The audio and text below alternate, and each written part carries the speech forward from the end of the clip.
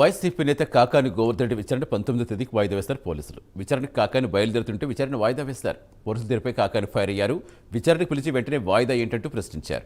బాలిక ఘటన అందరినీ కలిచివేసిందన్నారు. ప్రభుత్వ తీరు ప్రశ్నించారని కాకాని స్పష్టం చేశారు.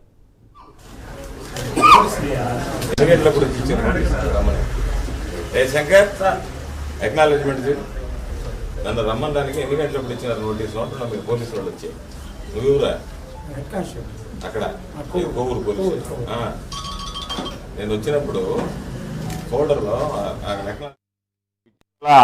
కోవూరు నియోజకవర్గానికి సంబంధించి గుమ్మళ్ళ దెబ్బ దగ్గర ఒక మైనర్ బాలికపై అఘాయిత్యం జరగడం, ఆ తర్వాత ఆ బిడ్డ దాదాపుగా 8 రోజుల పాటు మృత్యువుతో పోరాడి చనిపోవడం జరిగింది. ఇది ఒక ప్రాంతానికి, ఒక జిల్లాకి కాకుండా మొత్తం సమాజాన్నే కలచివేసినటువంటి, కలతకి గురి చేసినటువంటి సందర్భం. అటువంటి నేపథ్యంలో ఏ విధంగా ఆ మైనర్ బాలిక మీద అఘాయిత్యం జరిగింది, ఏ విధంగా ఆ మైనర్ బాలిక చనిపోయింది అనేటువంటి దాని మీద ఆ కుటుంబ సభ్యులకు వెళ్లి పరామర్శించి వాళ్ళకి కాస్త ధైర్యం చెప్పాలనేటువంటి ఆలోచనతో వైఎస్ఆర్ కాంగ్రెస్ పార్టీ పక్షాన జిల్లా అధ్యక్షుడిగా నేను ఆ రోజు అక్కడికి వెళ్లడం జరిగింది. కోవూరు నియోజకవర్గానికి ఇన్ఛార్జిగా వ్యవహరిస్తున్నటువంటి సోదరులు మాజీ మంత్రి వర్యులు నల్లపురెడ్డి ప్రసన్న కుమార్ రెడ్డి గారు, ఆయన సమీప బంధువు చనిపోవడంతో దానికి సంబంధించినటువంటి ఆ కర్మక్రతువుల్లో పాల్గొంటున్నటువంటి నేపథ్యంలో ఆయన హైదరాబాద్లో ఉండడం, ఇక్కడికి రాలేకపోవడం, ఆయన ఇది నా దృష్టికి తీసుకొచ్చిన వెంటనే నేను అక్కడికి వెళ్ళడం జరిగింది.